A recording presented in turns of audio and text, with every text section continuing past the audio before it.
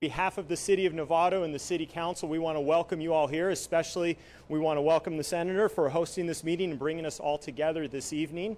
I want to just quickly introduce a couple others that are here. We'll hear some introductions of our panel as the evening goes on. But one of my colleagues on the City Council, Pat Eklund, is here. Also want to recognize Councilmember Holly Tier from Tiburon. I saw Lorenzo Cordova, who is an aide to Supervisor Radoni, County of Marin, was here. And I also saw Farhad Manzourian, the General Manager of SMART. So on behalf of the City of Novato, we're really excited to be able to host this right here in Novato and really thank our amazing super hosts, Senator Mike McGuire and Supervisor Judy Arnold, for bringing us all together this evening. We all know the impacts that Highway 37 has had and the closures have had over the past several years. And beyond just the loss of productivity and 45,000 vehicles not being able to go their normal route to and from jobs and school and other places, those cars get routed through city streets in Novato that are not designed for that level of traffic. And we're not just talking block driveways, we're talking entire communities that have a wall of cars in front of them. And even during the past closure, real safety concerns as cars have to traverse over smart railroad tracks, sometimes stopped on the tracks as they're trying to figure out where they're going and navigating through city streets. So we all know the significant impact. He wants it addressed and solved, and he gets it done really fast, which is why we are here tonight. So tonight, he's going to meet with state and regional agencies that are going to give us a report. Candidly, without the partnership to be able to present all of you concrete solutions on a comprehensive Marin Highway 37 action plan. And without an all-hands-on-deck effort by several agencies who you're going to hear from tonight, over these past many months, we wouldn't be able to talk about real change. I want to take a moment to be able to say thank you to Supervisor Arnold and the entire County of Marin, Caltrans, especially our district director who is new in this job, and one of the first issues that he faced was the flooding on Highway 37, and I've never heard the words come from his mouth like I've heard that night. We want to take a moment to say thank you to the California Transportation Commission, the Metropolitan Transportation Commission, the Transportation Authority Marin, the Sonoma County Transportation Authority, and the City of Novato for their partnership. And again, if we can give all of these folks a round of applause, because it has been all hands on deck. I think you all agree that Highway 37 is one of the most important transportation corridors in the entire Bay Area. We know nearly 50,000 vehicles traverse the highway each workday, and we've all become too familiar with the challenges that exist with the highway. Over a 2-year period, the highway has been closed a whopping 20 days due to flooding. That flooding, which has led to the closure of Highway 37, has had a domino effect on Bay Area highways, causing massive backups as far away as the Embarcadero in San Francisco. And what we know is that weary commuters simply want to get home, and they want to get to and from work. Thousands of hours have been wasted, and those hours have racked up. Residents deserve better. They deserve better than the normal annual fire drill of keeping this highway open. That said, I do want to take a moment to say thank you to the Caltrans team who has mobilized each winter, working overtime to try to hold back the rising floodwaters. Flooding on Highway 101 to Black Point on Highway 37 is clearly the new normal. And tonight, it's time for a big fix, which we'd like to be able to outline for you. This is why we wanted to gather this evening, to talk about the comprehensive action plan that will be deployed this winter and over the next few years, bringing both short-term and long-term fixes to Highway 37.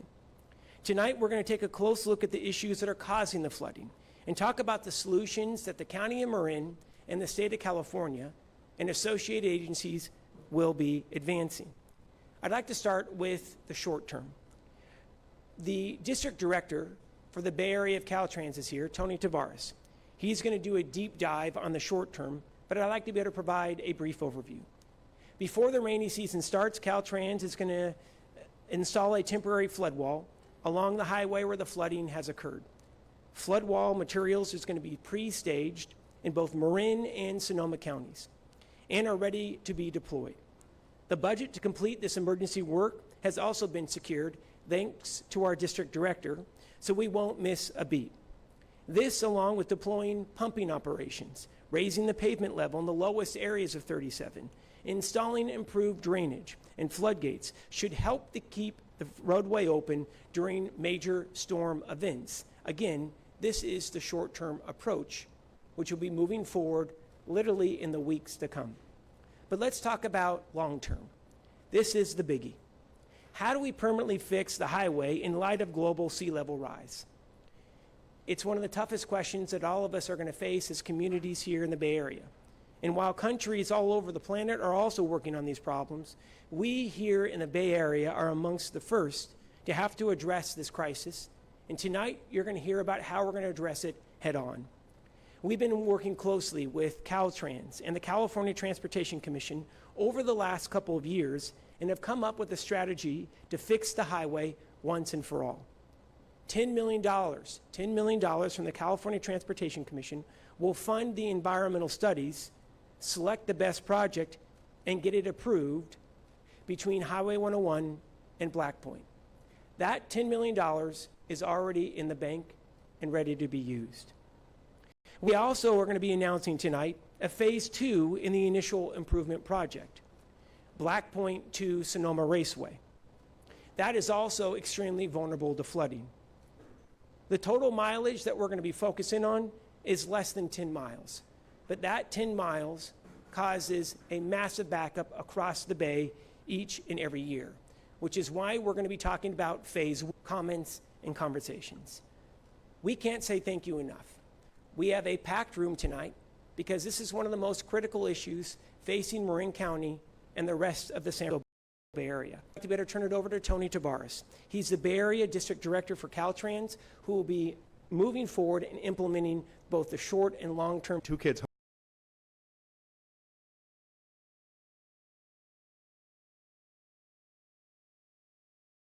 home in college, and I feel like that's what I do at home too. The most relevant thing here is the role of the Commission as a funding agency. The Commission's responsible for allocating transportation funds for highways, for passenger rail improvement, transit projects, bicycle and pedestrian projects throughout California. The Commission recognizes the importance of the project on Highway 37. We've talked a little bit about the flooding already. You all experienced that congestion much more than I. When you look at the congestion on Highway 37 measured as the amount of congestion per vehicle mile traveled, it's amongst the most congested highways in the state. And in that recognition, in June, the Commission allocated $10 million for the environmental review of the project. This was a critical next step towards providing a solution to the critical challenges that are being faced on Highway 37. I'll turn it over to Caltrans Director Tony Tavares to go into the details about the project.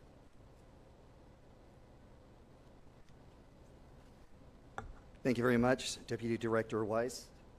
I also want to thank Senator McGuire for inviting us here tonight. Thank you, Supervisor Arnold. Thank you, and Mayor Lucan. Thank you very much.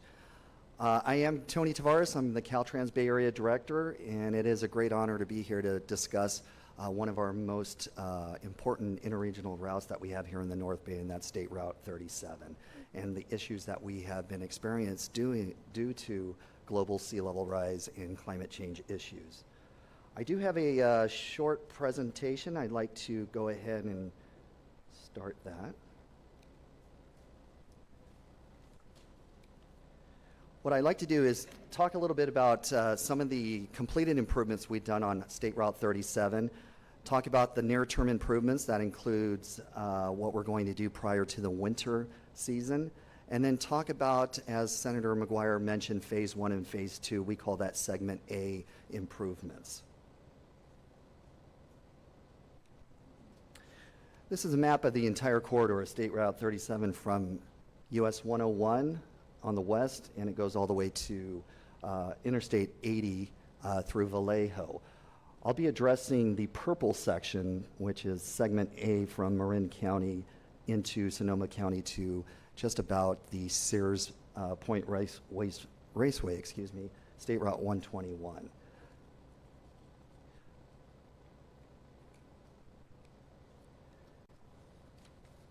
Obviously, many of you who live in the area and travel on 37, you know that in 2017 we had some flooding caused by a levee failure. At that time, State Route 37 was closed for over 14 days. However, Caltrans worked with our transportation partners to reopen that highway as quickly as possible. And some of the improvements that we installed to reopen that highway include we raised the highway by up to 2 feet for about 1,200 feet near Nevada Creek. We constructed a 1,500-foot concrete flood wall. We added drainage improvements, including 4 slide gates so that we could control the water from one area to another section. And we restored and repaired some of the damaged levees that were in 2 locations there along the state highway. Obviously, 2 years later, we had a similar situation, 2019. We had additional flooding. We had 2 separate times during this past winter that we had flooding due to more levee failures.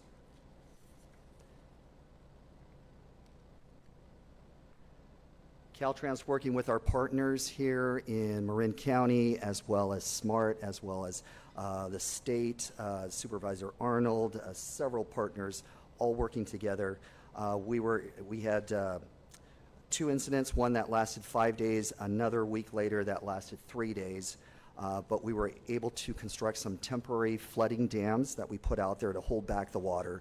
And then we paved many of the low spots up to 9 inches for about 3,200 feet, or close to about 2/3 of a mile east of the Nevada Creek this time. So fast forward to this fall and where we're at now. I think this time we're actually in a much better position than we were last year, because we actually still have our contractor on call with us, and we have a lot of the materials needed to put additional flood walls and barriers in place as quickly as possible.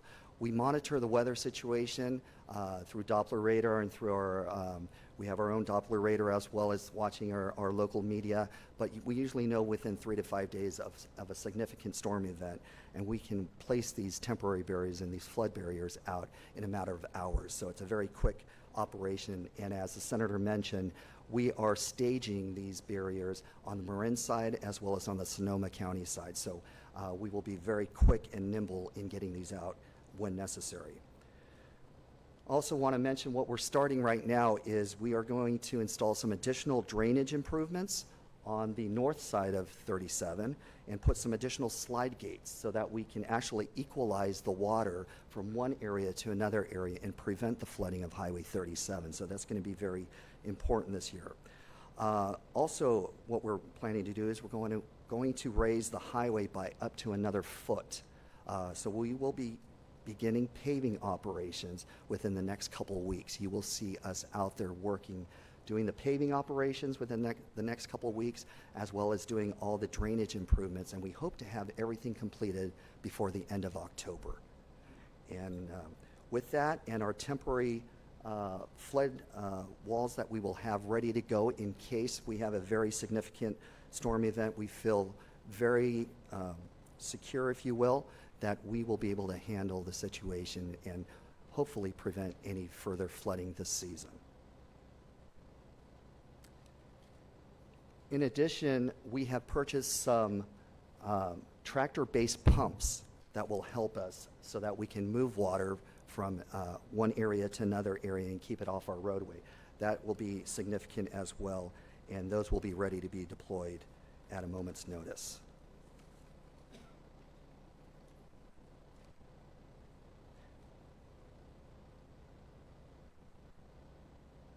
So where I'd like to go now, the photograph segment between 101 and Black Point. And that is either a large embankment where we would raise the roadway by up to 15 feet in elevation, or we would do what's called a viaduct or a causeway. It's basically a bridge that would go from 101 to Black Point. And that too, yes, you can clap, that's good. And that too would raise the elevation of the roadway by up to 15 feet.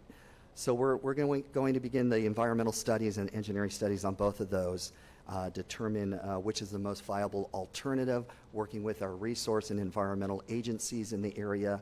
Obviously, you should know that this area along Highway 37 is extreme environmental sensitive area, so there's lots of environmental issues, and we want to be cognizant of that and also take everything into consideration that we don't damage the environment as we make these improvements. So this is the segment between, as I mentioned, 101 and Black Point. We are also looking at extending that and taking that from Black Point all the way to the Sonoma Raceway, which is Highway 121 in Sonoma County. So as we begin the studies for this first segment, Phase 1, we will be returning back to the California Transportation Commission in early 2020 and to ask for some additional funding so that we can continue the studies, the environmental studies and engineering studies for the Phase 2 portion of that. Both Phase 1 and Phase 2 will probably take us till about 2023 to have an approved environmental document. Once that is approved, we anticipate the design work may take a year, maybe a year and a half to complete all the design work in the area.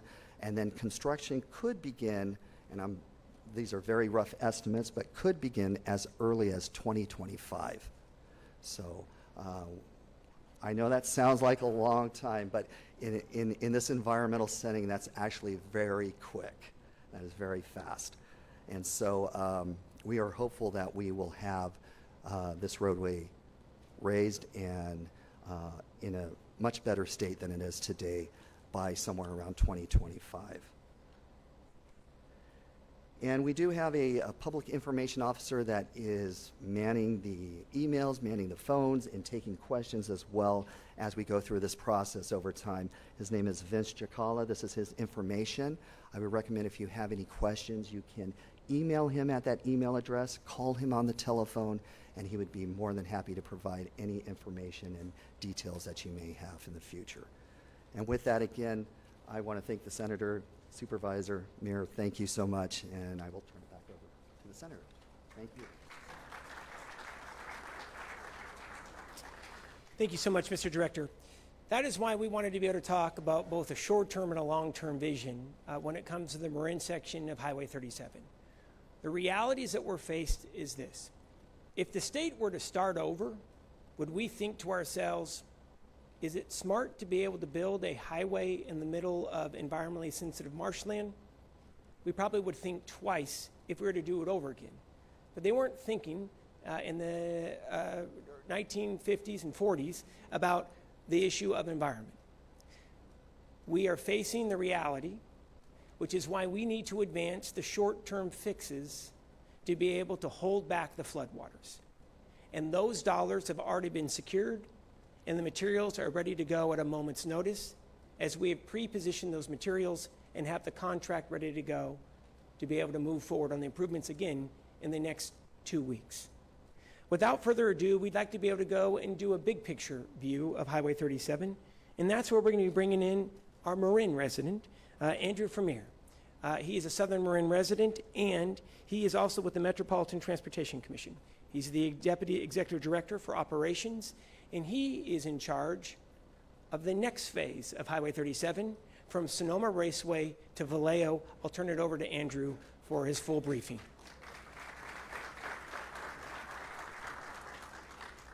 Well, good evening, everybody. I'm not going to live down the fact that I announced publicly I'm a Marin resident, and you can find me in San Anselmo. It's a beautiful neighborhood. Yes, it does. I have a creek in my backyard as well. Uh-oh. Advancing is not the right idea. Can I get a little technical support? Well, while we get it set up, it is a pleasure to be here, and I'll tell you, we've been really excited about the opportunity to work on this project and to try some creative ideas that we think are real important for moving the needle in transportation in the region. And I do want to thank my series of partners at the table, because we really have created a partnership that I think keeps us really strong and keeps us communicating This particular bridge corridor, this corridor, is between 4 separate counties. There's all kinds of other federal and state jurisdictions that are engaged, and so the complications of the relationship were one of the first places that we put a lot of energy and are extremely happy with the way that is working. The first question is to really understand what is the challenge, and I think we all know what most of these challenges are, but what we've been doing probably for the first time since the road was built in the early 1900s is doing some actual engineering work on this corridor, and we've been doing it as a group, and we've been advancing that work for the last several years, and we've learned an awful lot about it. A lot of it I think people recognize very easily. So for instance, in the top left, what you're looking at in terms of delay, we see as much as 100 minutes of delay when you're leaving Marin and heading into the Vallejo area. It's pretty bad in the morning as well going in, so congestion is clearly a problem. On the right, the flooding that's represented there is really something we talk about in the Marin side more directly, but I assure you the problem is just as significant and challenging and potentially as devastating on the Solano side as well. There's quite a bit of different special status species in this particular corridor, and so we've been working very hard with all of the different regulatory agencies that are associated with all the different species there. And as we've all learned from some of the studies that have been led by BCDC and others, we do expect that a good portion of 37 will be underwater several decades from now, and so we need to try to make sure that we address that as well. We, as a group, approved a corridor improvement plan in June of 2018, and it took a look at all of these items, and it tried to identify ways to make some immediate improvements in public works time, some midterm improvements, which I'll spend most of my conversation on, and then ultimately we are working at a plan similar to Director Taveras that gets the roadway up and out of the current levee that it's in right now. So where are we talking about specifically? You saw this map earlier. We're talking about the blue now, segment B. The work that we did in our corridor analysis really identified this as the top priority for dealing with a multitude of problems in the corridor. And so we've defined it from Sears Point really to Mare Island is the part of the work that we are most critically interested in this particular project. And we're very happy to see all the efforts that are happening on the Marin side, but our focus is really here while everybody else is working on the other side. You know, we are taking a look at this thing comprehensively, though, because I think what we have seen over the years is if we don't do it comprehensively, we're not going to get consensus and we're not going to get anything done. We think it's important to deal with the sea level rise problem. We think we have a little bit of incremental time to deal with it, but all of our decisions and all of our near-term improvements need to consider that. So some of the work that's happening early around Sears Point and the Tole Creek area will be designed to get things up and out of the expected sea level rise plain. We might not do that for the viaduct section that's more in the Skaggs Island to Mare Island area just because of cost and time, but we do think that we can get away with some near-term improvements that will improve congestion well. We know in the long run we've got to do something about multimodal opportunities. There's no great transit opportunities here today, but that's primarily because there's no advantage. If we can create solutions that provide advantages for express bus or bus travel as well as high occupancy vehicles, we think we'll be in good shape. We know for a fact that more dense vehicle use increases reliability and takes better advantage of the investment for sure. We also know how important access is to the Baylands, and so we do see in the long term making good bike and pedestrian connections. In the short term, we want to do some improvements to some of the great investment that's already been there while we deliver in the traveling public, and we think that that concern on equity does matter quite a bit as well. The other part of the project that we also find very exciting is the idea to try to break the project delivery paradigm. And I know there was a lot of groans and we had 5 to 7 years, but that is actually relatively quick in project delivery efforts. And so what we're trying to do is take a look at creative delivery methods that will allow us to move forward. And that work really started by getting environmental stakeholder and public outreach started early. So we have fully engaged the environmental community, the Joint Policy Committee that works regularly both in both in Solano and in Marin County has done a really nice job of getting public input. We are taking all that information in and using it to help us understand what we can do early to get support for some of the environmental work we're doing. Anytime you add congestion on a state highway system, especially in an environmental region like this, there's specific concerns about what are you doing to protect the environment. We would like to invest in the environment in a way that makes the project work, as well as gives the community a real sense of trust that we aren't just going to come in and put down blacktop and walk away from the environmental area. So our term has been integrate the work, don't mitigate. So we really are looking for options that will help us integrate solutions into the various projects that we're talking about. We do need to figure out how to pay for it, though. Oops, I skipped a slide. Let me talk about what the solution is first. What you see in the slide picture on the left is the existing levee, which is a 2-lane road. The irony is it was actually a toll road back in the early 1900s. And so we do see a little bit of back to future in the solution. We are looking at 2 options in the environmental document, but they're both designed to really live as much as possible within the existing footprint. And so the examples that we're talking about in the middle picture are something like you see on the Golden Gate Bridge, where you squeeze in a 3rd lane, you use a zipper truck that moves a barrier every day and provides capacity in the peak direction morning and evening. That's a good solution, but it comes at an operational cost that is along for the entire ride of the project, and it takes quite a bit of time to move that rail across the road and get it open in time for the next direction. But we do think it's a viable solution, and it minimizes the impact of investing in more highway at the current level that it's at. We also are exploring some design exceptions that we believe will allow it to work like the Richmond-San Rafael Bridge does in the peak direction in the afternoons. So we would open up a 2nd lane in the peak direction and forgive that shoulder for the period of those commutes. That creates some operational issues that are a big concern to Caltrans and the Highway Patrol, but it gives us the capacity work that we're looking for. We would maintain most likely 1 lane in the non-peak direction, so that safety feature is still available to the folks that are keeping the system work well.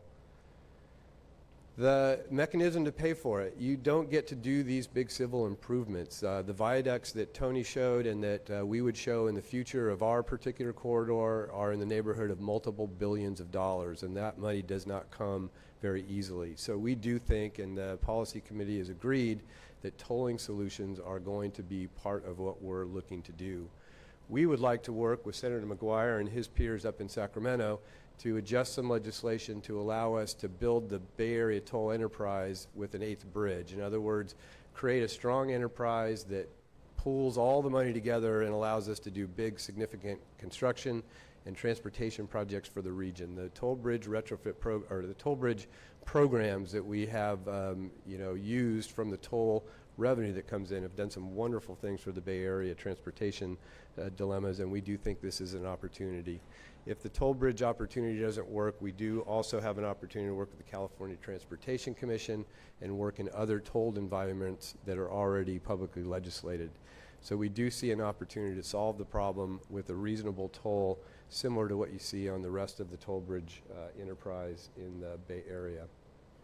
I want to close with the slide that I think is pretty depictive. It's a nice picture of what we're trying to do. I think it's very visually well done. So at the bottom, you see what's happening with sea level rise. It's going up, and we know it. It's been very clear. It's been very evident physically and as well as scientifically in terms of anticipating what's coming. We also have a timeline, and that timeline starts on the left with today, and it moves into 2050 timeframe before we can really get a final solution in there. What I've been talking about mostly in terms of the early benefits have to do with the shop improvements that the Caltrans folks are talking about doing, improvements at 37 and 121 and other things. We also see some other near-term improvements that we can do to make more traffic move through that existing system. And then the 2 ideas that we brought forward for additional capacity are also going to be done in that early benefit slide. We hope to have those up and running in early 220, 222, 223, 224 in that particular time frame. and then ultimately keep working with the corridor, keep working with the community, try to find real ways to bring revenue, because there will not be a toll structure that could cover the kinds of ideas that people would really like to see in this corridor to make permanent improvements. That's going to take a lot more work by all the people at the table, and I assure you we will involve Senator McGuire in that conversation as well as maybe our federal partners. Thank you very much.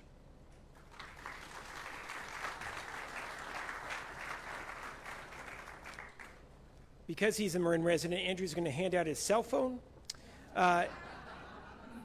which he expects calls every morning on all issues of highways. Am I right, Andrew? Okay, there we go. I'd like to be able to end our panel presentations with what we call all hands on deck.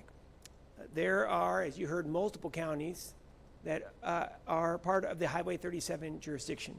And we have two representatives here tonight, Nick Wynn from the Transportation Authority of Marin and James Cameron from the Sonoma County Transportation Authority. Both have been on the ground working on a regional solution. And we'd like to better turn it over to Mr. Wynn and Mr. Cameron to be able to talk about the all hands on deck effort. Thank you, Senator. I'm going to set up the slides we have here.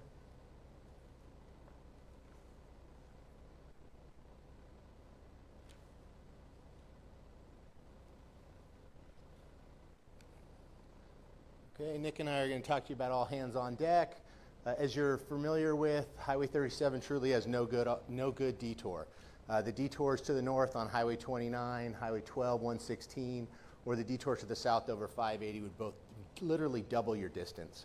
You're going from essentially 20 miles to 40 miles regardless of which direction you travel, and both of those corridors are actually already congested, so they simply can't handle the traffic. That creates this partnership of 6 major agencies, the 4 North Bay County Transportation Authorities combined with Caltrans and MTC, which are here tonight. We formed a policy committee. The policy committee is primarily to address expediting the funding, financing, and project implementation of the entire Highway 37 program, all 3 segments, A, B, and C, across the entire North Bay, to address sea level rise, the storm surges, the mobility, as well as any safety improvements for the corridor as well. It's also a public forum for outreach and input. I see some of the folks here tonight have spoken at the policy committee, and you're welcome to attend. It's a public meeting. SCTA's Drew Nichols acts as the clerk of the board for that, and all the agendas are publicized. To give you a little more detail into what that policy is composed of, it's a series of 12 elected officials, 3 from those 4 North Bay counties, and then just a little bit of the background. It feeds into a project leadership team and then an executive steering team to develop those agendas and get that information out. The executive steering team is composed of the execs of our 6 agencies. The project leadership team is composed of Nick and myself from Transportation Authority of Marin and Sonoma County Transportation Authority, our counterparts at Napa Valley Transportation Authority and Solano Transportation Authority, as well as our counterparts at Caltrans and MTC. With that, I will pass it over to Nick. Thank you, James. Good evening. I'm Nicholas Nguyen with the Transportation Authority of Marin. As James indicated, the policy committee was created to coordinate all the planning activities of State Route 37. Since its formation, with the immense support of and leadership from dedicated officials such as Senator McGuire, Supervisor Arnold, and Mayor Lukin, the policy committee has accomplished a great deal of work, and the work that has been completed are shown in front of you. One of the most important bodies of work that was produced out of the corridor, out of this policy committee, was the corridor plan that Deputy Director Vermeer had spoken about, which was adopted by the committee and lays out a vision for the whole corridor, and with a very broad brush identifies projects that should be pursued within each of the 3 segments.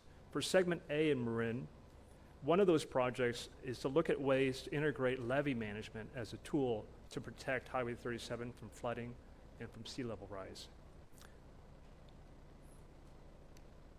In response to this guidance, TAM partnered with Marin County Public Works and Flood District Zone 1 to evaluate the levees surrounding the highway to see what can be done to these levees to help further protect the highway, while also integrating ecological restoration features at the same time.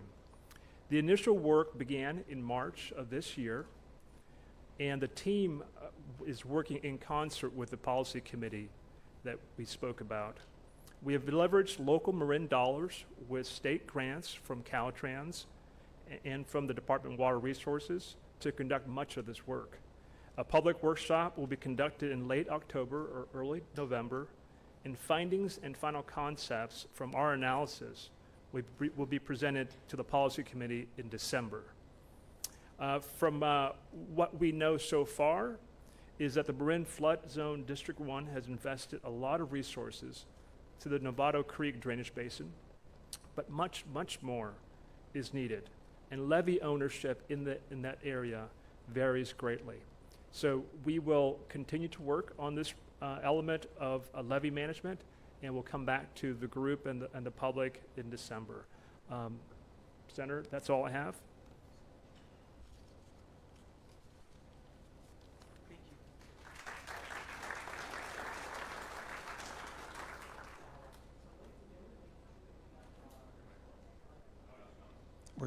There we go.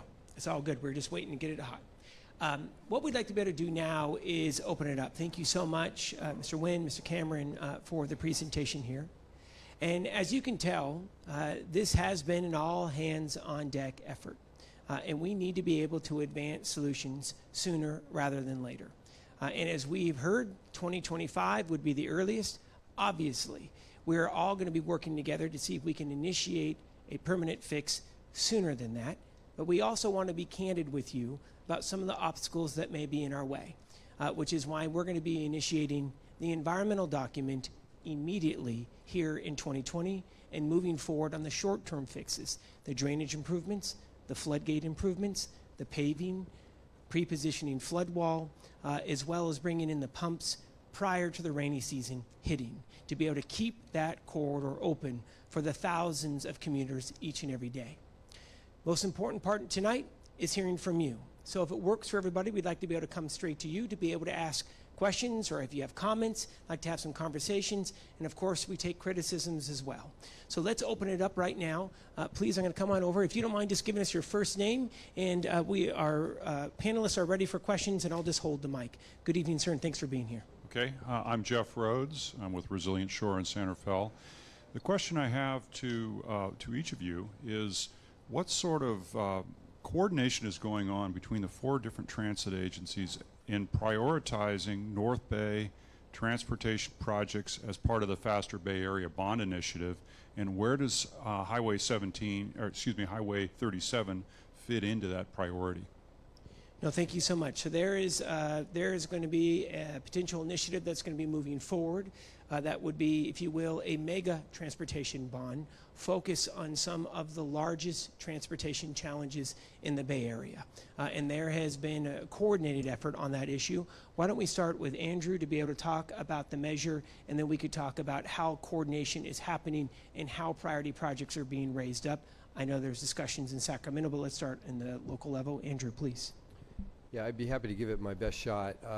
The information that is going on relative to the discussion on Faster is working its way around the Bay, so it's not something that has been generated at the Metropolitan Transportation Commission. We are certainly watching it very closely, and we expect to get a presentation from the group that is proposing that program to move forward in October at the MTC in San Francisco. So we'll certainly learn a lot more about what they're doing. In terms of coordination, the Bay Area transit systems, transport systems, is a very complicated mix of groups. So we have 27-something transit operators. We've got 6 different toll operators. We've got 101 cities and counties. It's a complicated web of people that are trying to figure out what's the best way to move forward. The way we try to communicate as a community in that group is to hold what we call the Bay Area Partnership Board meetings. They're public meetings where we discuss some of the issues at hand. Faster, when it gets developed, if it really does move forward, obviously we'll come forward to that. particular group, and in that group we try to figure out what's the best way to evaluate the amount of revenue that might be coming into the region and how best to allocate it in a way that improves transportation for the region. I think what you've seen in the Bay Area over the years is a big investment in transit, because we do see the future of the single occupancy vehicle is not the answer.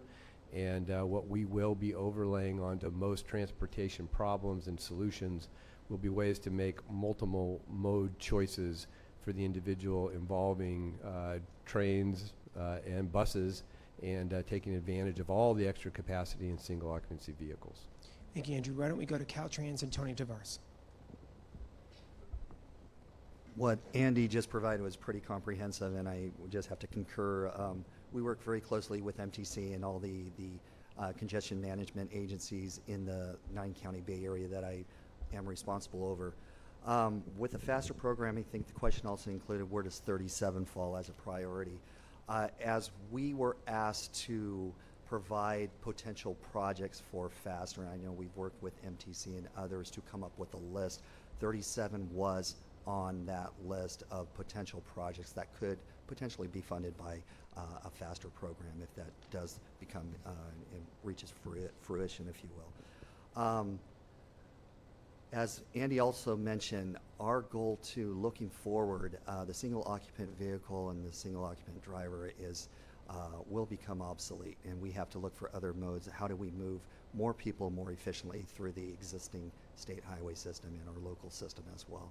Throughout most of the Bay Area, as you get closer to San Francisco, get closer to the urban areas, we've widened everything that we can possibly widen for the most part, and we can no longer widen our highways. We have to become more efficient and look at other modes, whether that's transit, whether that's rail, whether that's other modes of transportation.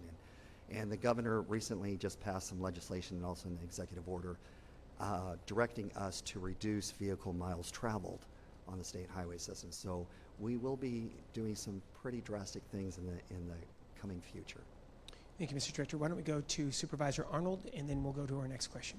Yes, obviously the secret is multimodal, and I serve on the SMART Board of Directors, and the state has given us money to do an initial environmental look at the train going through Napa and ending up in Solano. And the tracks are there. Obviously, they have to be redone. But this would be something that the train would leave Novato and then go and end up at the train depot in Suisun City.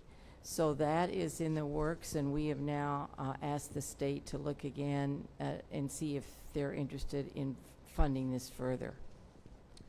Thank you so much, Supervisor. And I think the other important note on this is Regional Measure 3, which was passed overwhelmingly by Bay Area voters last November. There's $100 million in that measure to be able to focus on Highway 37. And then obviously there's going to be continued discussions with the California Transportation Commission on advancing funding for Highway 37, both in the most critical portions, which is being flooded, 101 to Black Point all the way over to Sears Point, and then the longer term vision, in which was discussed by Andrew from MTC. Lauren, welcome. I'm glad you're here. We'll turn the floor over to you, sir. Thank you. My name's Lauren. I live in Black Point. I spent many years in the environmental community, so I count myself as an environmentalist, but I'm looking at a sea level marsh which will soon become the bottom of San Pablo Bay. And I'm looking at the money that you're proposing to spend on environmental work and the time that's going to be chopped up by it. And I'm frankly wondering if your environmental studies aren't essentially moot, or if not, could they not be expedited considerably given the fact that you're talking about an environmental study on the bottom of San Pablo Bay? Thank you so much, Lauren. Director Tavares, I know that Caltrans has been doing projections, whether it's 2050, 2100, and that has been a big focus for you, not just on 37, but on corridors throughout the coast here in the Bay. You want to talk about that and how that environmental is going to be looked at? So obviously as I mentioned during my presentation, there are many resource agencies that we have to work with throughout the corridor. And I would love to expedite the process, the environmental process, and we will as much as possible. There was some legislation also passed, AB 1282, that was looking at bringing all the resource agencies together and developing a comprehensive plan over the entire corridor of Highway 37 and providing the environmental analysis, the environmental permitting, and the environmental needs and mitigation needs for the entire corridor to help expedite the delivery of these projects. So that's still on the table. We're still working, looking at that as an option of expediting that. There's also the federal process, which is NEPA, and there's a 404 process that allows a similar concept where we bring all the federal agencies together to come up with the environmental mitigation in a more streamlined, more efficient manner so that we can deliver these projects as quickly as possible. Thank you, Mr. Tavares. I don't know, Mr. Cameron, Mr. Nguyen, any items that you want to mention on the environmental side? I know this has been an issue that you've been focused on, whether it's 37 and other issues. So I could add that as part of the corridor plan that we did, as well as our design alternatives analysis, we did look at the environmental factors for various different alternatives to segment B, and that details out what we need to look at and that environmental process that will take place. I'd encourage you, if we could advance one slide, all of that information is available on the SCTA website. It would be the design alternatives analysis, which you can review that information in detail, and feel free to reach out if you have any questions. Thank you so much. We'll get that slide advanced. Thank you so much, Mr. Nguyen. Also, I would like to emphasize what Deputy Director Vermeer had spoken about earlier, is the concept of integrate, not mitigate. And so the idea with environmental review and clearance of this whole entire corridor is to build in ecological restoration features, wetlands restoration, marshland restoration as a component to the highway project, and so that together they are improved and they feed off one another. So that's the idea with the environmental clearance process on this corridor. Thank you so much. Ernie, welcome. Thank you so much for being here. Ernie and I were just talking about the door has been opened, so we feel the cool air. Ernie, the floor is yours. Thank you. As part of the flood control district, we worked on a Novato Creek floodplain study. One of the things we tried to do was create detention basins, and in 2017 it became very apparent to Dieter Stroh and I that if we don't widen the plug of mud underneath Highway 37 bridge and the Smart Creek Bridge and widen the Novato Creek, the water is going to stay there and it's going to flood, which unfortunately it has. I think that's something we need to look at in the short term, just for your benefit. Thank you. Thank you so much. I know we have a Caltrans team here also taking notes as well. Mr. Director, do you want to respond to that with Ernie? Just as you mentioned, I do have a Caltrans team in the back that is taking notes, and we'll follow up on that. No, thank you so much, Ernie. Thank you for your work as well. We're going to come right over here to Councilwoman Eklund. We appreciate her being here. I know you wanted to say a few words. Please come on up. Hey, yeah, please, if you don't mind. Good evening. Thank you very much, Senator McGuire. And I first wanted to thank the Policy Committee for including the idea that I have been advancing for the past 4 to 5 years with that committee, is the idea of the zipper. And the zipper, trying to get this implemented as soon as possible. And we had a presentation on Wednesday to the North Bay Division of the League of California Cities, where they said that the environmental documentations can take 7 years. I contend that the zipper could be implemented with like a mitigated negative deck. You would not need to necessarily do the entire CEQA or NEPA process, because Caltrans has already informed us that they've got all the pavement for 3 lanes. It's just a matter of going through the steps of the environmental analysis, which you could do with the mitigated document. And then it's the funding, which MTC and Caltrans and CTC comes in to get the zipper implemented, because we are losing tons of economic value with the people losing all that time. So my question to you is, have you looked at a mitigated negative deck to implement the zipper? And if not, why not? And if you have, when can that be done? I would imagine it would take only a year or 2. And then let's get the money to get the zipper implemented, so people can start having 2 lanes going in the direction that they want to go. No, thank you so much, Councilwoman. So that zipper, as we all know, just again, that zipper would be utilized from essentially Sonoma Raceway to Vallejo and taking out that median barrier. I will turn it over to Andrew to be able to comment on as well in regards to the potential. Mr. Vermeer. Yeah, thank you. I appreciate Councilman Pat Eklund's comments. Yeah, I get confused about who's what sometimes, but I do appreciate that. And I would think the question of whether it's a neg deck or not is probably not relevant for the immediate conversation, but we are working very aggressively with Caltrans to try to make sure that the environmental work we do is appropriate for the work that we're talking about at the time we're doing it. And so I think the commitment you'll get from both us and from Tony is that we are going to try to do that as best we can. So if you took a look at the entire corridor, it might take you quite a bit longer to do an environmental document. If we can look at our projects a little more incrementally, maybe we'll have a much better solution. And that's what I am challenged to do, and I would support a much more accelerated environmental process to get some of these near-term improvements done. Thank you so much. Mr. Tavares from Caltrans, any items that you'd like to be able to add to that? I just concur with what Andy was just mentioning. We do want to expedite this as quickly as possible and streamline the process as much as possible. Thank you so much. We're now going to go to our next question. Thank you so much for being here. Good evening, sir. Good evening. My name's Philippe Riley. I travel 37 every single day, sometimes 7 days a week. Since 1991, I'll tell you, it has gotten worse and worse every day. And it's not just when it rains or when the highway floods. When this meeting started tonight, there were thousands of people sitting out there in bumper-to-bumper traffic. We all know, everybody in this room knows that anything that we're going to have to do on that road is going to cost us. Let's not waste our time. You know you need the viaduct. You need the raised roadway. They need to be in separate directions, just like they do in every other water regional type of area. The Keys up north, the Gulf Coast, you name it.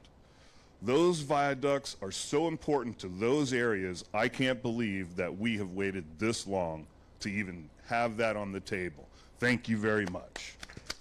Thank you so much. And here you speak for so many, right, throughout the North Bay of having to be able to face this. And believe me, help is on the way on this. So I know we need to expedite it, though. I'm going to go to our next question, if it works for folks. Coming right over here. Sir, if you don't mind just standing for us. Good evening. I'm Mike. Nice to see you. Thanks for coming. And if you don't mind just giving us your first name, and thanks for coming tonight. My name's Case. I live in Santa Fe. I really appreciate about the needing to raise the roadway and so on, and that whole presentation. One thing that I first thought of is, what are we going to, is there any way we can get rid of the signal light by some bypass? Because that's your bottleneck at the Infinity Raceway turn. Is there anything in the plans that's not a roundabout, but just something that's going to keep the flow going that direction and mainly north-south? Because every time you can have all the others. Well, we need to address the sea level, but also that's the plug. Is there anything in the plans to get rid of that stoplight? I think we need to get an amen. So I'm going to turn it over to Director Tavares to be able to talk about what's happening with that stoplight, because you're absolutely right. It is a jam point. Please, Director. So we do. Caltrans does have a project in the programming or plan stage right now to improve the operations at that intersection. It will, I'm not 100% sure if it's going to take out the stoplight itself. It may be some other type of configuration in there, but it will improve the flow of traffic. It will improve the operational aspects of that intersection. Do you want to talk a little bit about timing on that? Because I think that's going to be the next question, and what's your thought on that as well? I don't have that information. I don't know if my team in the back may have the timing. Why don't we do this? Why don't we come back to that? Sure. And the director's going to caucus with his team, and then we'll come back in regards to potential timing on that, if that's okay, Mr. Director. In the meantime, why don't we turn it over to Mr. Nell? Come on over, sir. Thank you for all your work on behalf of our schools. We'll turn it over. Great, thanks, Mike. I'm concerned with your concern with single occupancy vehicles. I understand that's not the future, and I'd love to see the train go through there, but people are in single occupancy vehicles, and 3 lanes or less, and somebody else is going to get out of their car, it's a big mistake. The bike lane on Richmond Bridge, instead of having a lane for our teachers and our staff to get into Marin and work in our schools, is a big mistake. And, you know, just keeping it at 3 lanes with a zipper, Pat, I understand you want to do that right away, is a mistake. And I don't think you can legislate behavior at this point. It's got to be 2 lanes each way at a minimum. People are not going to get out of their car for a long time. And just stop talking that way. You know, it's we want to see traffic moving. We want our workers here. We want our teachers to be able to get to work. And you can social engineer somewhere else. Okay, thanks. All right. So I think just real quick, folks. Bottom line, and I'll let Mr. Vermeer or anyone else talk about this as well, is that, look, just being honest about it, we're going to need to be able to have legislation to be able to create that toll road, right? So let's just say we move forward with that in 2020. That's going to take a year. Just being honest about it. In the meantime, we need to be able to move forward with a stopgap. That is going to be advancing the issue of bringing the zipper car over. And so in the morning, what you would see, everything going westbound would have 2 lanes. In the evening, 2 lanes going eastbound. Mr. Nell hits the nail on the head, though, whether it's issue of teachers or firefighters or police officers, sheriff deputies, we need to make sure that folks are able to get in and out of the North Bay. It is going to take some time, and I know that is not popular, but it is going to take some time on the longer-term solution. But this is why we're here tonight, with this commitment, and I will share with you, we've not done this before, where you have the California Transportation Commission, Caltrans, Metropolitan Transportation Commission, the Transportation Authority Marin, the Sonoma County Transportation Authority, all saying, we got to get this damn thing done, and we got to get it done yesterday. We also understand that we're going to have to be able to go through the process of environmental engineering, but you are going to start seeing solutions implemented in an expedited manner, both on the Marin side as well as Sears Point over to Vallejo. But I will turn it over to Mr. Vermeer if you want to be able to comment on that, because candidly, time is of the essence, and I think that we all feel that fire under our feet. So sure, I appreciate the concern that was raised, and I don't think this is the forum to get into a debate on the subject. But I will say that what we have seen across the region is additional capacity brings additional congestion, and that is a fact. We have also seen that a lot of the relatively low-hanging fruit for congestion management, such as pricing, such as ramp meters, such as commuter parking lots, things like that, have done a real good job of offering opportunities for people to shift their mode. The question has always been, how do you make it such that there's a time advantage in it? And what we are seeing is that by moving the cars through high occupancy vehicle lanes, we are moving quite a few more people through a particular corridor. The math supports it. We also do think that there are real significant changes in terms of reliability. For the most part, folks are interested in reliability. They want to know how long it takes them to get from point A to point B. What we've seen on very unusual holidays, we've talked about this before in Marin. In fact, I think that's where it was established. I was a Marin County resident. But you know, the idea that if you could get 3 to 5% of the people to change their behavior, that's not social engineering. That's a very small amount of people. You see up to a 50% change in congestion in terms of favorable, more reliable commutes. What we're saying is that we do think a small amount of mode shift, if we can provide the time advantage to people, we can get a small amount of people to change their basic travel patterns, and that in and of itself creates a great opportunity for saving commute time. That's the extent of the discussion. Thank you very much. But I think that we can all acknowledge folks have a right to be frustrated just because of how long this has been. But again, I think that's why we are all here tonight. All hands on deck to be able to get these projects moved. Let's go to the supervisor and see if the mayor has anything to add to that. As you probably know, MTC has opened up the bike lane coming west on the Richmond Santa Fe Bridge, and we're now lobbying to use the shoulder for cars. opening up cars can use the bike lane coming west, and we're now lobbying to say use the bike lane going south, just during commute hours, and then opening it up to bikes. Thank you so much, Supervisor. Mayor, was there an item that you want to bring? Nick, did you want to jump in there? Anything from Mr. Tavares? Let's go over to Eric for our next question. Hi, my name's Eric. I live right off of Olive here in Novato, so I get the traffic when it goes by. I have a few questions. First, I would like to comment and appreciate that there will be a bike lane on this. I would love to bike to Vallejo. So here's my questions. When will be estimated, give or take a year or two, when will I be able to bike to Highway or 121 so I can get to Sonoma faster from Black Point?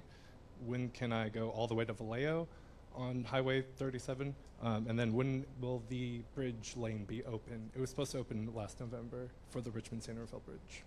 Thank you. All right. Eric has some really good questions. Who would like to be able to kick us off? Mr. Director, why don't we start from the bottom up? And Richmond-San Rafael Bridge, you want to talk a little bit about that? I just want to let you know the director is really excited to comment on this right now. So we'll turn it over to Director Tavares. So it is a partnership project with MTC BATA, and we've been working closely with them to develop not only the lower half of the deck of the bridge where we have the operational improvement for the eastbound commute in the afternoon, but on the upper deck we have the bike lane project that's moving forward. It's almost complete in my understanding. There's still some more work to be done. There is a barrier that needs to be placed on the deck itself. And then I believe there's a little bit of work that has to be done on the Marin County side as you come off the bridge. Once those issues are completed or those activities are completed, I would think that we'd be moving to opening that up.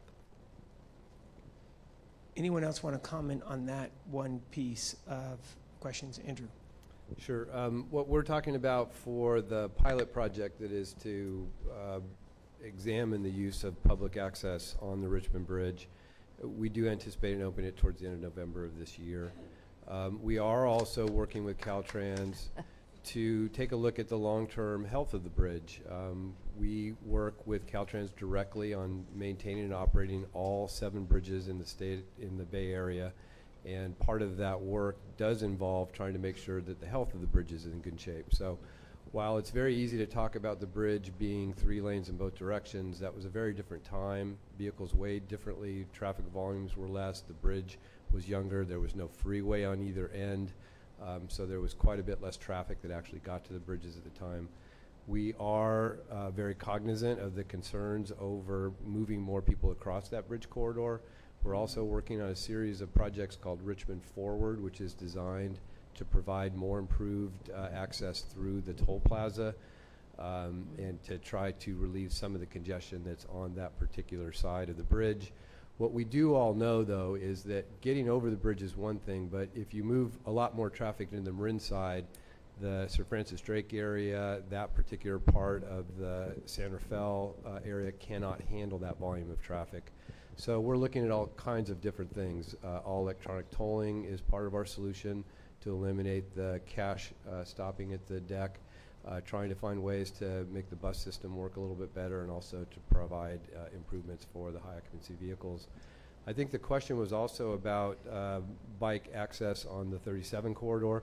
As I mentioned, segment B, which we're working on, we don't anticipate immediately getting bikes all the way to Vallejo. So we would like to invest in maybe making some of the smaller improvements that already exist. There's some beautiful connections of the Bay Trail that exist in that part of the region. We want to continue to work on those. We do know that when we get the ultimate project done, and if we can find a way to do something creative in the interim, we would support it because we do think it's a good bike and pedestrian corridor. You know, the thing about bikes is they really have changed. They've gone from a recreational solution to a real transportation solution, especially with the e-bike. We've seen that the radius of riders has almost doubled or even tripled, and we do think that, again, talking about my 3 to 5%, if we can move a few percentage points with particular transportation moves like that, we think we'll be partially successful. And you add these things together and they make a difference. Thank you so much, Andrew. Eric, you good on those? Respond? Thank you so much. Mr. Director, I want to go back to the question on the stoplight there. The stoplight, as you hit the railroad tracks going on, I'll call it to the Sears Point to Vallejo section. I think you have some information. So that project is in our 10-year shop plan to be delivered. So it would be in the latter years, so we're probably looking about 5 years out on that to have the complete operational improvements completed. All right. Thank you so much. We're going to go to another question right over here, and then I promise you we're going to come over to the other side of the room. Good evening, sir. Thank you for being here. If you can just give us your first name. Terry. I heard of your sensitivity to people commuting to work on 37, and I also heard of a toll road of some sort. So I'm trying to reconcile those two things and understand what's involved financially. Andrew, you want to talk about the Vallejo side? Sure. Thank you. So independently, the Bay Area Toll Authority has done traffic analysis in terms of a revenue assumptions, and we matched them up with some work with the Joint Policy Committee did that was a lot more in depth. In both cases, what we found is that a toll revenue stream consistent with the current toll revenue stream that you see on the Bay Area bridges will generate about $700 million over a long period of time. That's not enough to do some of the major improvements that people have been talking about for the long term, but it's a pretty good down payment on some significant improvements. The other thing that that number identifies, which I personally think is extremely important, is it covers the operations and maintenance nut for that investment. Anything that we are doing in the Bay Area toll bridge region, we are making sure that we're investing in the long-term operations and maintenance of facilities so they not only open sooner, but they work well and hopefully look good. All right, thank you so much. We're going to turn it over to Ed. Ed, come on up. Thank you so much for being here. Go right ahead. Ed Schultz, Novato. I commuted on Highway 37 for 36 years. I know it intensely. To me, we've got problems right now. Highway 101 to Black Point, fix that now, which you're working on. The second thing is, Andy, you've got a restricted orifice, that whole between Mare Island and Sears Point, and that's where our problem is today. And I don't know if you can do a zipper or whatever you have to do, but phase two, there hasn't been a problem between Black Point and Sears Point. That hasn't flooded. It's 4 lanes, 2 lanes each way. It works. Fix the first part there, the flooding, and the second, Andy, yours. Thank you. All right. Thank you so much. Ed's all over it. Thank you very much. I don't know if we need comments on that, but I think we got thumbs up all around. Please. And Joseph was just saying it is still backed up on 37 even as we speak here tonight. So obviously we need to be able to get this thing done. We're going to turn it over to Christine. Christine, good evening. Thank you for being here. The floor is yours. Hi, Christine Van Dyke, resident of Novato, also off 37. So I've been affected directly by the flooding and then the rerouting of traffic along Atherton.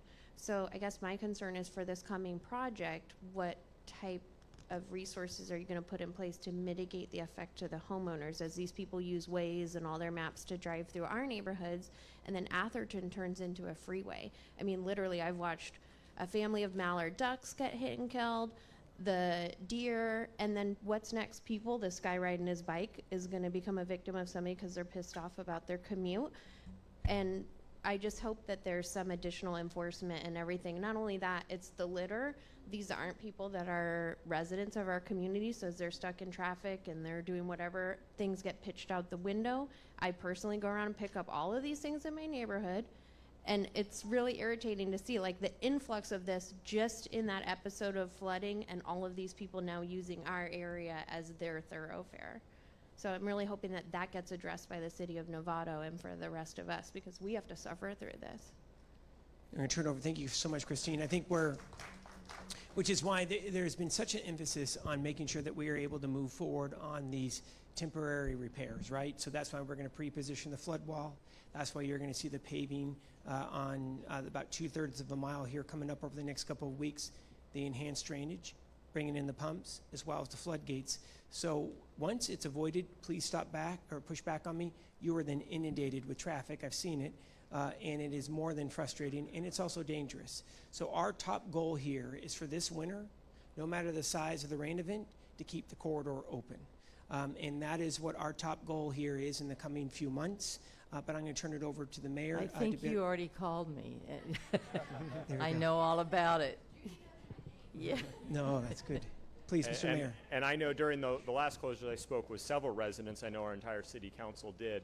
I'm very encouraged by what we're hearing tonight, that the corridor, if all these measures go into place, we would not see a closure. If there is a catastrophic flooding event that happens, it's very difficult on the city because in addition to a closure of Highway 37, it usually means there's other flooding in other parts of the city as well. But I know that from the last closures, our city has learned a lot in how to respond. I'm great to see some of our partners from the California Highway Patrol here as well. It takes a whole effort of everybody coming together to help with traffic control. But I know during the last event, I had a real scare driving through parts of Novato and seeing cars stopped on the smart tracks because they're coming through Novato, they're using Waze, they're not familiar with it. We put out message boards that said, please don't stop on the tracks. So our city is prepared to do whatever they can to provide the safety measures as well. But I think the big picture is that the corridor should be open this entire winter if all of this goes according to plan. So. Thank you so much, Mr. Mayor. We're going to turn it over to Seth momentarily. Just want to acknowledge the good folks from Marin TV who are here. They just celebrated their 10th birthday, by the way, and you'll be able to see this here coming up on Marin TV. But we're going to turn it over to Seth. Hi, Seth. Live here in Novato, commute to Martinez every day on Highway 37. In the immediate future, can we get some fresh reflective paint and fresh reflectors on Highway 37? It's extremely challenging to drive that in the mornings when it's really dark, especially in the rain. The way I get through it now is to actually try and speed up to the car in front of me so I can follow where they go. You literally can't see where you're going most of the mornings. Thank you. No, Seth, thank you so much. I really appreciate that. Mr. Director, let's talk about that issue along the corridor, please. Yeah, most definitely. I appreciate that comment. So my maintenance forces do get out on an annual basis to refresh the striping on our roadways throughout the Bay Area. I will make that a note and have that as a priority to have that completed as quickly as possible. Thank you. Thank you so much, Seth. Very grateful. We're going to go to Jan here. Good evening, Jan. If you don't mind standing for us just so we can get you on camera as well. Good evening, and thank you for being here tonight. Hi. My name's Jan. I live in Novato, and I was just curious, we sort of sidestepped, what is the toll cost? What are these people going to have to pay? They're, as you say, they're the teachers, they're the firemen, they're the whatever. These are a lot of blue-collar workers. What is it going to cost to go? And we want this, and we're glad to pay for it, but what's it going to cost every day for these people? Jan brings a really good point up. What I'll say is it has yet to be determined. So the process to be able to establish a toll road is that we're actually going to have to pass legislation to be able to advance a new toll road here in the Bay Area. And then I'll turn it over to Andrew to be able to talk about how the pricing would potentially work, if that's okay, Jan, as well. So no formal decision has been made as of yet. Andrew. Yeah, no, I appreciate that explanation because this is early in the game for sure. But our philosophy, our goal, has to have it apply very similar to the rest of the toll bridges. So each of the bridges has its own toll structure, but they're very similar. Golden Gate is its own entity. They can do their own things. They support quite a bit more with their toll structure in terms of operations than we do. We do primarily capital improvement projects for transit and for highways, and then bridge operations. But our assumption is that as long as it's consistent with the terms that you see on the regular state-owned toll bridges, that's a reasonable price for the value that you get for that structure. We thought that was a very important element, that it's still owned by the public in terms of how you make those decisions. It's a very public discussion on what they might be, but we absolutely acknowledge that a toll structure needs to be in line with what folks can afford, but in order to get the improvements, we have to pay for it somehow, some way, and we think it's a pretty efficient way to do it. The discussion that we've had publicly over the last few months is moving the toll bridges to all electronic tolling. Part of that is efficiency in terms of moving cars through it, but we also think it's an opportunity to deal with pricing maybe in a different way and potentially do peak pricing that would also assist in moving a small amount of people outside of the peaks. But the idea is to keep it within the ranges of all the existing toll bridges if we move down that path. Can you tell us what The current bridges are... Andrew, I'm going to have you repeat the question, making sure that we get sure. it on camera as well, please. The question was, what is the toll structure? In general, it's about a $7 toll today. RM3 brings it up $1 over the next couple of years. And so that is the expected toll in 2025 is $9. It's currently $7. You know, when you look around the United States, it's actually a pretty reasonable amount of money. And when you look at the projects that it directly delivers, it's a pretty impressive group of projects. In fact, the $100 million that is coming from Regional Measure 3 is bridge toll money. Also, Senator McGuire, we have in our rehabilitation program an additional $20 million that is identified for the 37 corridor. And again, it comes out of the existing toll structure from the current 7 bridges. The point is that those 7 bridges do generate a bunch of revenue that we invest directly in transportation improvements in the region. We've talked about it at Joint Policy Committee meeting and other meetings about the series of projects that have been delivered with that, and I think they are pretty impressive for the region. Thank you so much. Let's go to Supervisor Arnold, please. Yes, I just want to speak to the agencies that are here and let you know that over the past several years, 2 different companies have come to me with a plan for building a causeway on 37. And I'm just, if any of you are interested, I'm happy to put you in touch with them if, especially, it would be paid for by toll, but would it be cheaper to do a public-private partnership? And if so, call me. Okay. Thank you. Quickly, Andrew, please. One thing to that, because I think it's a very interesting question. People talk about P3s as an opportunity, but you still need to make a profit if you're the P3 investor. And part of our logic with it being... P3 is public-private partnership, where somebody comes in, a private entity, and builds a road for the citizens. They have really unfettered toll setting authority at that point, and they don't have a lot of public scrutiny. The benefit of a public bridge is you have locally elected officials that are part of those authorities that make those decisions, and you also are less motivated by the profit motive because, as we all know, the public doesn't make a lot of profit in the public agencies. So we think that that's a significant difference, but we do like the idea of public-private partnerships to deliver projects faster.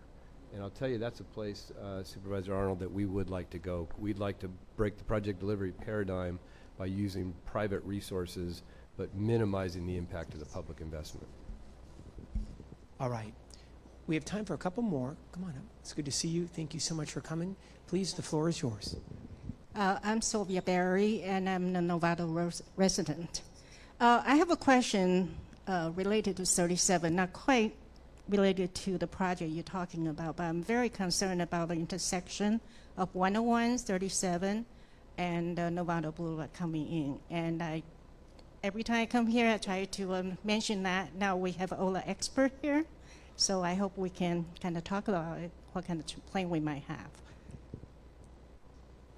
Thank you so much. Do we want to hear from Caltrans Director? And just want to make sure, so the concern, talk to us about a little bit of the concern, please. I'm really concerned about the daily congestion we have during, the backup. I mean, even right now we have that, but I don't hear it addressed anywhere. Coming off the highway, I believe, right, is one of the biggest challenges, in 101. So any thoughts on that? I know that this... I know my traffic operations team is looking at that, and they'll have to do a study and determine what the next steps would be in that situation. If you want to give us your number, and Carrie Lindecker or Carol Mills will give you our card as well, and we'll follow up with you if that's okay. All right, thank you so much. We'll get that. We have time for a couple more. We're going to come right over here. Good evening. Thank you so much for hanging with us so long. Eric, I apologize if you don't want to come on over. It's nice to see you. Come on out, Candy. Thank you for being here. You're welcome. I have a comment and then a question. And my comment is, hi Pat,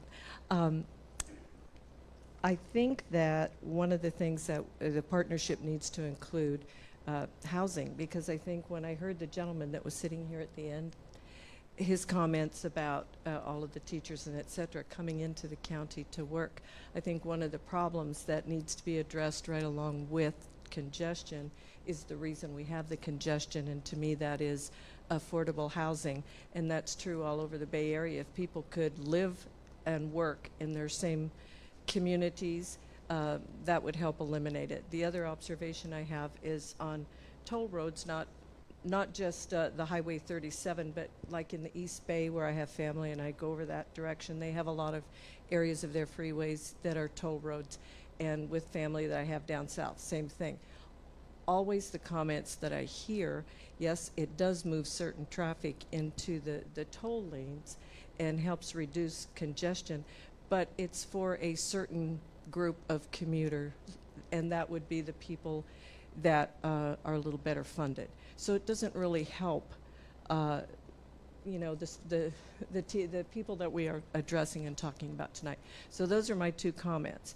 My question, and maybe I missed this in part of the presentation, but I live in Bahia, which is off Atherton Avenue, which gets an awful lot of the, when 37 is closed, traffic diverts there and causes a great deal of congestion, and it's trouble for me to get my grandkids to school.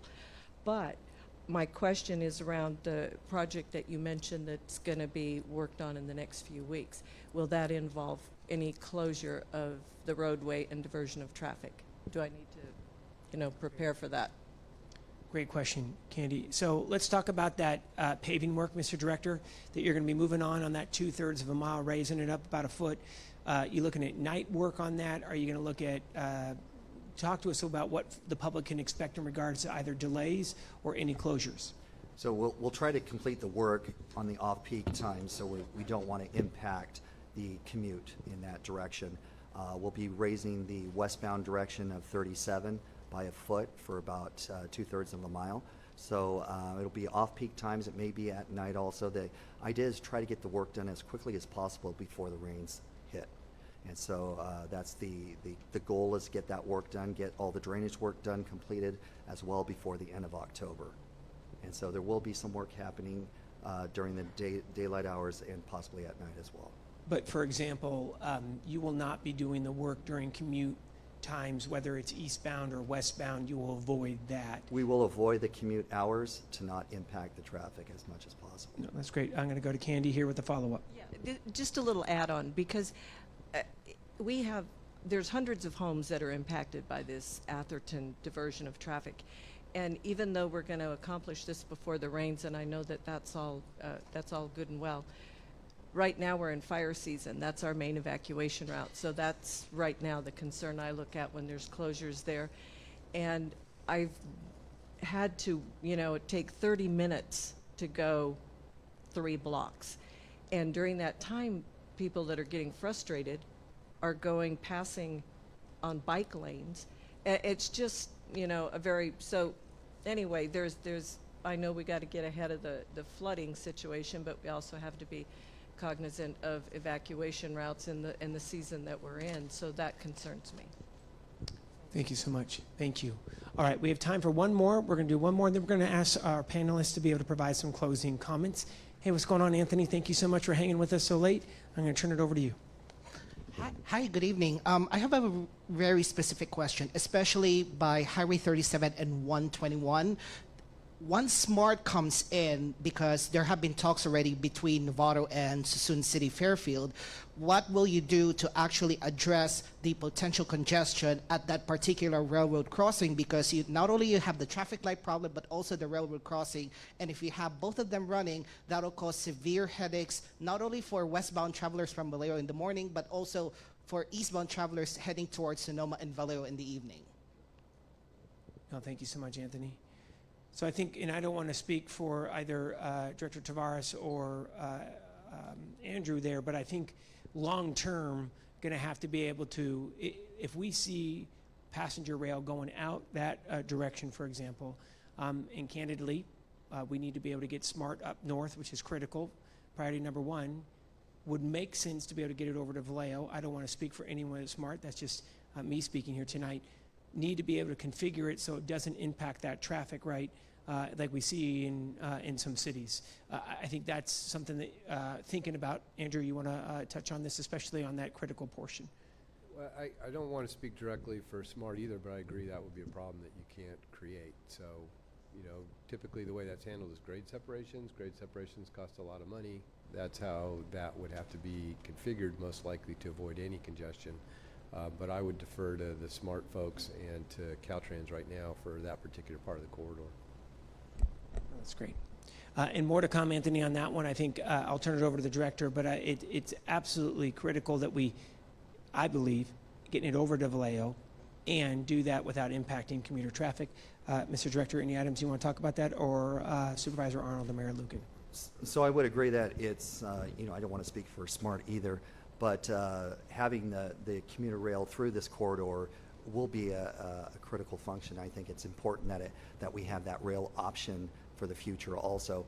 And as that does cross Highway 37 near 121, as Andy mentioned, we typically would look at some type of grade separation, whether that's a structure that goes over 37 or 37 goes over the railroad. And we would look at that in the future. Supervisor, any items on this one? I just want to say, in case anyone from Sonoma is here and is wondering, what happened to Healdsburg and Cloverdale? SMART is going to go to Healdsburg and Cloverdale before or at the same time as they go east. Thank you. Being from northern Sonoma County, very grateful for that. Thank you very much. It is critical. And SMART is moving $20 million. We've been able to work with SMART on the state funds to be able to get $20 million to Windsor, which is great, going from the airport. Next year, yeah, within the next year. Ladies and gentlemen, want to say thank you so much for the conversation here tonight. If you'd be okay with this, we'd like to be able to provide each of our presenters to be able to provide closing comments. In the long-term plan, there is a plan for grade separation at that intersection, so there is a plan for that. But I'd like to be able to turn it over to the supervisor. And again, Supervisor Arnold has been tenacious on this issue. She carries a 2x4 and reminds us of this critical issue each and every day. She's been an incredible partner to be able to work with. This would not have happened without her. And I'd like to better turn it over to the supervisor for closing comments, and we'll go down the line. Thank you. Okay. Thank you. I think you could tell by the senator that he wins the prize for the most energy and the most determined, and it's been a pleasure to work with you.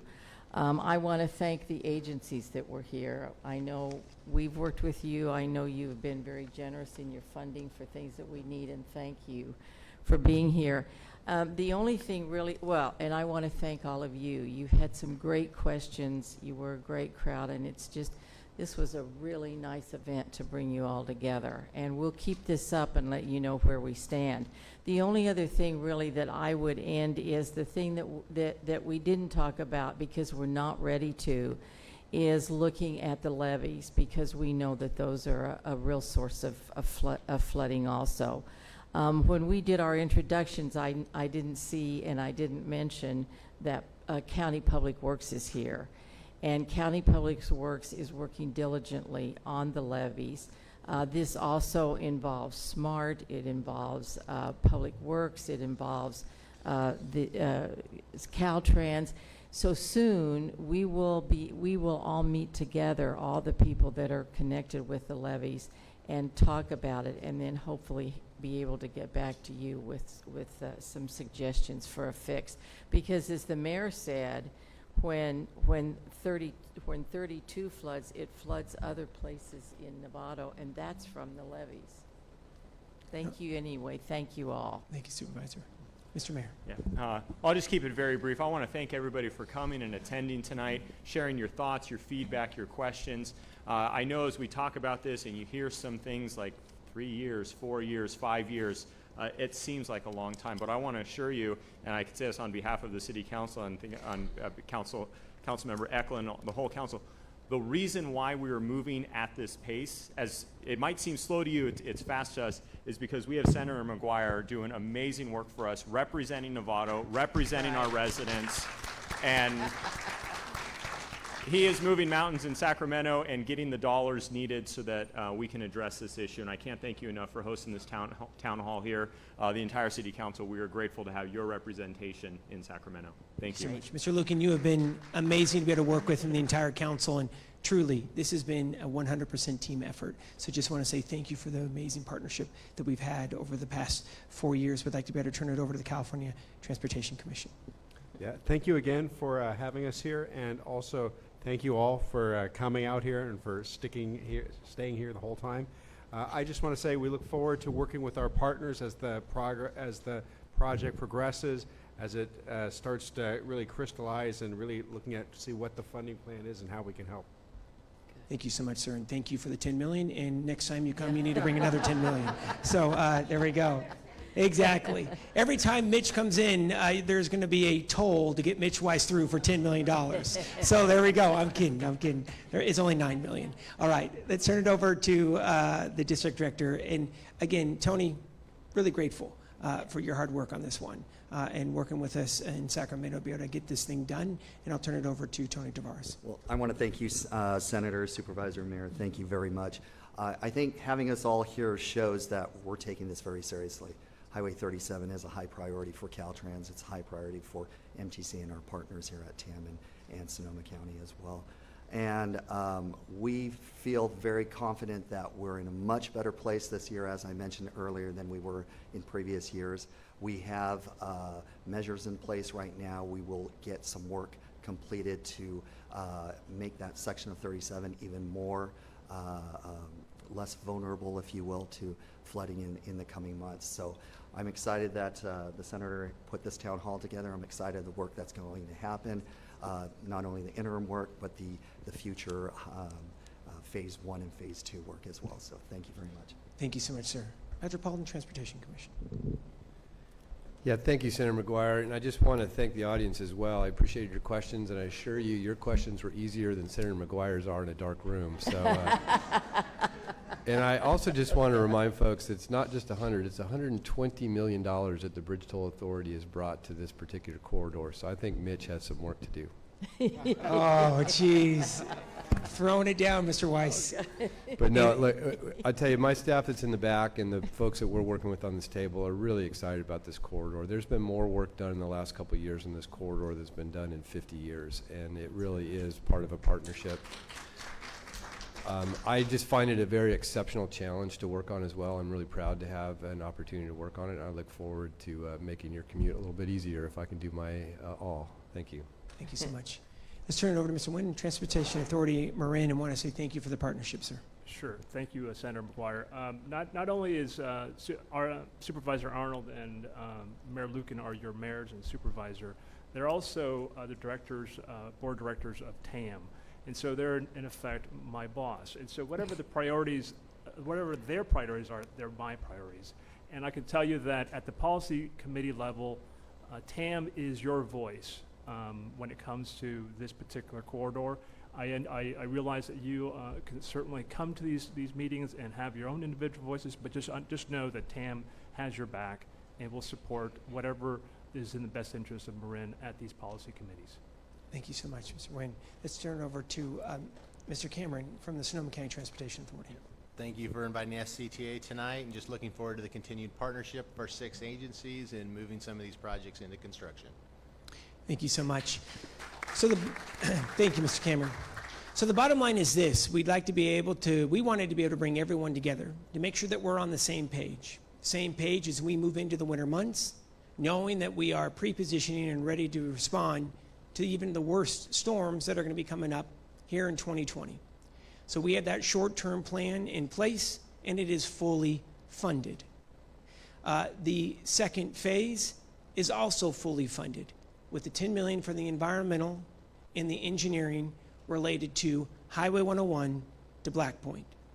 The next step in 2020, Caltrans will be going to the California Transportation Commission to be able to secure additional funding from Black Point to Sears Point, right there at that famous stoplight. Again, it is because all agencies, multiple counties and cities are working together that we're finally here. And you deserve better when it comes to your commute. And you have good times. The Ukrainians are now invading here. Let's not actually go there. Oh my goodness. So bottom line is, it is all hands on deck, and it's not just tonight. It's going to be for the months and years to come. We need to get this done. There's a few thank yous. Would like to be able to say thank you to Supervisor Arnold and her incredible team. Thank you so much for co-hosting tonight. We want to say thank you to the City of Novato for actually hosting us here, and to Mayor Lukin and the City Council. We want to say thank you to Robert Moda. He is the captain of the Marin Division of the California Highway Patrol. Mr. Moda has been out morning, noon, and night during the flooding, making sure that everyone is taken care of and safe.